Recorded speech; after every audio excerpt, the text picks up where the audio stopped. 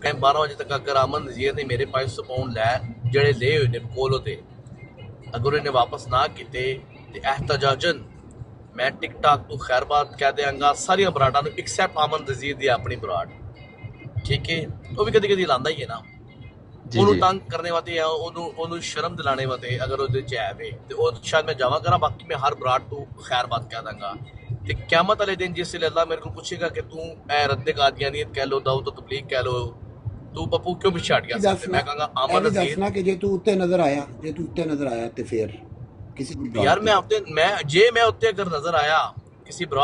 भी बराड़ ते हमें मजहबी बराड़ा ते बाकी मैं नहीं कह रहा बाकी की पता बंदा किसी यार 100 किस्म की गल्लां होंदियां ने कि पाकिस्तान की गल हो रही है कोई इंडिया की गल हो रही है कोई और इसराइल की गल हो रही है तो मैं शायद जावां लेकिन मजहबी बराड़ा ते जिहड़ियां इत्थे साडियां मुसलमानां दियां या अहमदियां दी बराड़ा ते इत्थे मैं इंशाअल्लाह ताला खैर बात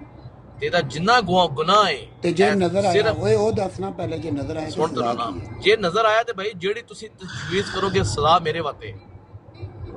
जेड़ी तुसी तजवीज़ करोगे सजा पप्पू ए हुण तेरी सजा है जे तू नजर आया ते कबूल तेरा है जेड़ा 500 दा तकाजा वे 500 जेड़ा पाउंड दा वो खत्म वो लेवल हो वो जाएगा खत्म वो लेवल हो जाएगा टोटल ठीक मुसलमानों को लेवल हो जाएगा कादियानी को भी लेवल आवे कादियानी तो मैं मंगना ही नहीं यार आ वो वो मनक तलक भाई मैं हुण उस्मान साहब मैं हुण कह जे दिता कल राती 12 वजे तो बाद पप्पू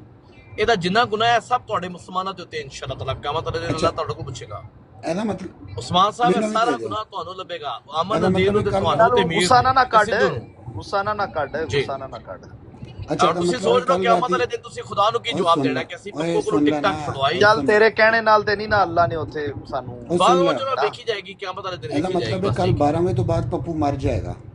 ਨਹੀਂ ਮੈਂ ਮਰ ਨਹੀਂ ਯਾਰ ਅੱਲਾਹ ਮਾਫ ਕਰੇ ਮਰਨਾ ਉਹ ਬਰਾਡਾ ਤੁਸੀਂ ਅਲਫਾਜ਼ ਦਾ ਚੁਣਾਓ ਲਫ਼ਜ਼ਾਂ ਦਾ ਚੁਣਾਵ ਅੱਛਾ ਰੱਖੋ ਠੀਕ ਹੈ ਰਿਕਾਰਡਿੰਗ ਹੋ नहीं ए मेरा इंशाअल्लाह ताला एक मुसलमान दी जुबान है ठीक हो हाँ मैं पहले कह रहा हूँ फिर एक अमन नज़ीर सवाए अमन नज़ीर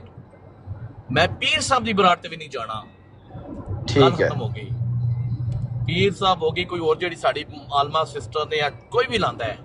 मैं कह रहा तुसी मैनू कॉल करके भी बुलाओगे ना पप्पू आ जा अच्छा मेरा बड़ी जरूरी गल है मैं मेरा भी ऐलान सुन लो